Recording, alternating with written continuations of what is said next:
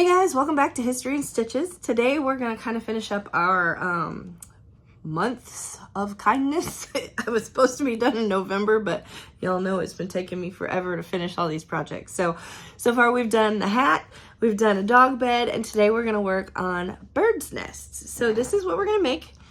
These are little birds' nests that are used by wildlife rehabbers in the spring. So they can put baby birds in these. If you make them a little bigger, they can use them for baby bunnies. But they go through quite a lot of these, and they're used to help the little baby animals that get orphaned. Part of the reason I'm doing this is because I follow a fantastic group called Wild Heart Ranch. Wild Heart Ranch, yeah. I definitely encourage you to follow them on Facebook. They're a group of wildlife rehabbers down in Claremore, Oklahoma, and they do amazing things. And the lady that runs it, her name is Annette, and she does a great job with the social media and kind of keeping everybody up to date on who they've got in the clinic and special stories that they have going on. They've got a couple full-time residents that live there, so you can kind of follow. Kara is an owl that they had. She just recently, she couldn't be rehabbed. She couldn't go up back in the wild. So she's been placed in a zoo in Texas, but Kara was this little owl that was so cute. They've got a raccoon named Mary and a hawk named Helen. And so they share the stories of these animals and also share what they're doing to rehab them. If rehab doesn't work, why doesn't it work? How can we help? Talking about lead poisoning, things like that. So definitely encourage you to follow Wild Heart Ranch's page because they just do amazing work down there. They said that they needed some of these nests, which is why I started working on them. But they are not the only ones. I definitely encourage you, before you start making one, to contact your local wildlife rehabbers. I know here in Kansas City we have Operation Wildlife, we have Lakeside Nature Center. They're out there. Contact them and see what they need. They probably need some of these, but what size do they need? What kind of birds and animals do they typically get in? So before you put a bunch of time and effort into this, I would just check with your local rehabbers and see what sizes they need and things like that. So this is a very simple project. It's actually basically the same pattern as a dog bed, just obviously much smaller. One thing that is different, and you could do this on the dog bed too to give it more stability if you wanted, but we use double yarn for these projects, and that makes sure that the sides of the nest are really stable, because what it is basically a little bowl like this that you're then going to fold over and make these little sides of the nest. But also we use double yarn and a tiny hook. We're going to use a size 4 so that there's not a lot of big spaces in here that the little birds and animals can get their little beaks and claws and things stuck in the yarn. You also want to make sure when you're doing this that when you do weave those ends in, that you're tying lots of little knots and weaving them in really tightly so they're not coming undone and causing harm to the animals that we are trying to save. So if you're ready to get started, all you need your tapestry needle, you need a scissors as usual. I'm using a size 4 hook. And then I've just got 2 skeins of yarn that I don't really need right now. It's just a perfect scrap project. These are just basic, like the Walmart brand size 4. And just pick 2. You can use the same skein, and go off of each, or you can pick 2 skeins. I'm going to represent today. Go Kansas City Chiefs. They won again today. So I'm doing a red and yellow, but doesn't matter. Use your scrap yarn. It's a great scrap stash busting project. So let's get started. So we've got 2 strands of number 4 yarn, and we've got a number 4 hook. So for this project, we're going to do something that we don't usually do on this channel. Usually I have you start with chains so that it's easier, but we're going to do a magic ring today. And if you've never done that, it's a super good skill to learn. Okay, so I'm going to show you how to do it. This is the way I usually do it. You've got your free end here. You're going to go up over your 3 fingers, down to your 2, around these two and to your palm. You want the free end to end up on your palm. Then you end up with this cross here. And if you flip your hand over, you have two different lines of yarn here. Once you flip your hand over, you're gonna go under this one, pull this one through, and then you've got to manipulate your fingers, which I know is difficult. You want to hold on here and here, and then take the part attached to your skein, go over the yarn or over your hook, and go through right here, through that ring. Okay, let me show you again. Take it all apart. Okay, you take your free end around these three fingers, over, and then over these two, like that. You want the free end by your palm. Flip your hand over, under this one, grab this one, pull it through like that, and then you're going to kind of slide it down the hook and use these fingers to hold on to all of this right here. Hold on to all that. You are going to make sure you get the yarn that's attached to the skein, yarn over, and then pull through this loop right here. Just like that. And now you have a magic ring. Now, one of the things I didn't understand when I first did a magic ring is that you want this free yarn to be this way.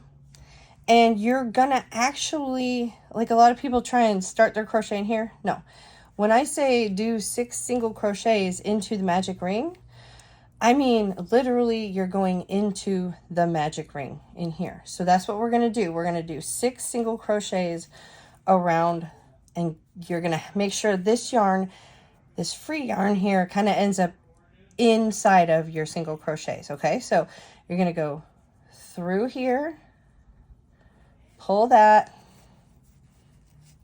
yarn over, and see, now you've got 1 single crochet, and it's literally wrapped around this free yarn here. So do 5 more of those. Do 5 more single crochets into the magic ring. So we want 6 total. So we've got 1, 6. And if you saw me kind of messing with everything right there, what I was doing is just making sure everything's straight. So I want all the V's to the stitches up here on top. I don't want them twisted or go in different directions. So as you're going, just make sure everything's straight and in a row. Then when you get 6, you're going to kind of hold on to this end. But if you pull these free ones here, it should real easy just bloop right up into a circle right there.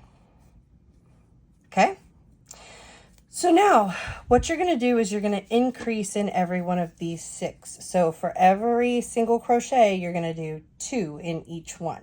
So by the time you go around again, you should have 12. So we're going to do 2, 4, 6, 8, 10, 12, and get back to the beginning. So go ahead and do that. So do 2 single crochets in here.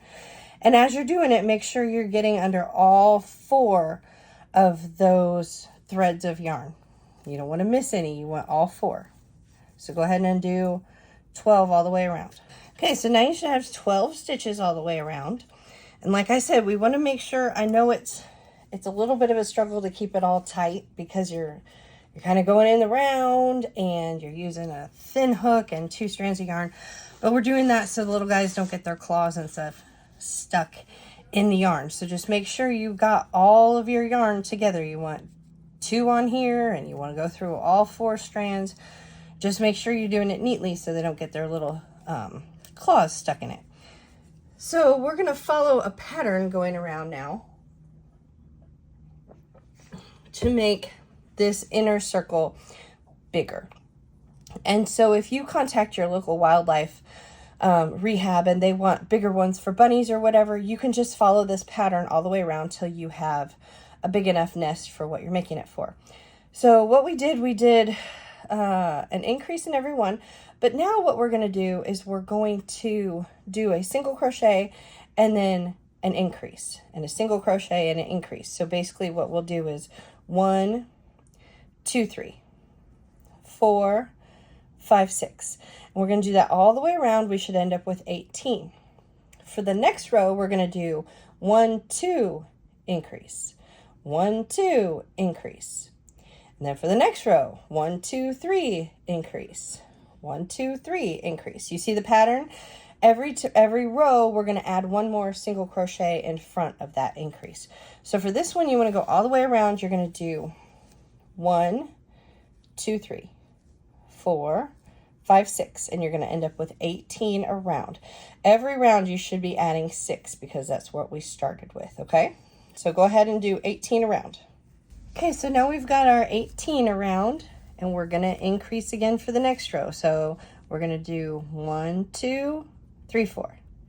1, 2, 3, 4. And when you get around, we went from 18, you add 6 to that, we should get 24 all the way around. So go ahead and do 24. Okay, so now we have our 24. Now we're going to add again. So we're going to do 1, 2, 3, 4, 5. 1, 2, 3, 4, 5. We went from 24, you're going to add 6. You should end up with 30 all the way around this time. Okay, so we have our 30 all the way around. And we're going to do it for a standard bird's nest. We're going to do it one more time. So we should end up with 36. So this time you're going to go 1, 2, 3, 4, 5, 6. 1, 2, 3, 4, 5, 6. Do that all the way around and get to 36. Okay, so now we've got our 36 all the way around. Now what we're going to do, see, this is pretty flat. And as we increase, we just keep going out this way. But for a nest, we need it to go up this way. So this is big enough for the base for a standard nest. And now we need to make it go up. And to do that, we're still going to do single crochets, but we're going to do a back loop only. And what I mean by that is it's real easy. Usually when you do a single crochet, right, you go through all of these fibers, all 4. See them all on my hook right here? For a back loop only, we're literally going to just go through the back 2. So disregard these 2 and just go down through here, these 2 on your hook. Grab it like you normally would, do a single crochet like you normally would, but you're going to see that that starts to make a little ridge. So on this one, just these back 2, grab it, do a single crochet. So I'm going to put a stitch marker. I've done 2. I'm going to put a stitch marker in this first one that I did. And I'm going to go all the way around, back loop only. I should have 36 back loop only crochets. So do that and then come right back. Okay, so you can see I've made it back to my stitch marker. I've done back loop only all the way around. And it's not super easy to tell now, but there's going to be a ridge where you just did that back loop only. Now all you've got to do is 8 more rows of single crochet all the way around. So you can take your marker out and you're just going to do regular single crochets all the way around. So you're going to get those 4 strands again. So you're going to go under all 4 and just do a regular single crochet. So you're going to end up with 8 rounds of 36 each. Now, one of the hints I will give you is sometimes it's easy if you kind of turn your work inside out. That way you are working kind of on the outside of the nest rather than trying to crochet inside the nest. And if yours is not bubbling like this, that's okay. It won't probably yet. Mine, I think I got a little tight on some of these stitches, so it kind of made it bubble. But you're fine. Just do 8 more rows all the way around of 36 single crochets and then come back and we'll do the last step. Okay, so you've gotten your 8 rows past the ridge. It's easier to see the ridge now, I'm sure, and you've got your 8 rows past it. So when you get back to the beginning, what you're going to do is you're going to do just a single slip stitch just right into your work. And you're going to fasten off. So cut your yarn and just pull that right through. Like I said, I do mine inside out because it's easier to work on the outside than trying to work on the inside. So flip it right side out and then you're going to fold it down like that. And you get a little nest. And the sides are really stable and everything fits and the little birds are going to love it. So all you have left to do now is you're going to weave in your ends. So you need a tapestry needle. Okay, so once you have your tapestry needle, get that on the ends, and you're going to weave the ends in. You're going to make sure to make lots of knots. So I'd go through here and then do a sewing knot where you leave the loop and then come back through here just as a little extra protection. So do a sewing knot, get that tight, and then you're just going to weave it in. Mine ended up with a little bit of a space, so I'm going to weave it in as tight as I can and just go back and forth until that yarn is weaved in really tightly. And then do the same thing on the bottom here. And then once it's in tight, do another sewing knot and you will be finished. All right, so once you got all your ends weaved in, it should look like this. You fold it over like that. Make sure you don't have any weird strings hanging off, but for the most part, you're done and you've made a little nest for the bird rehabs this spring.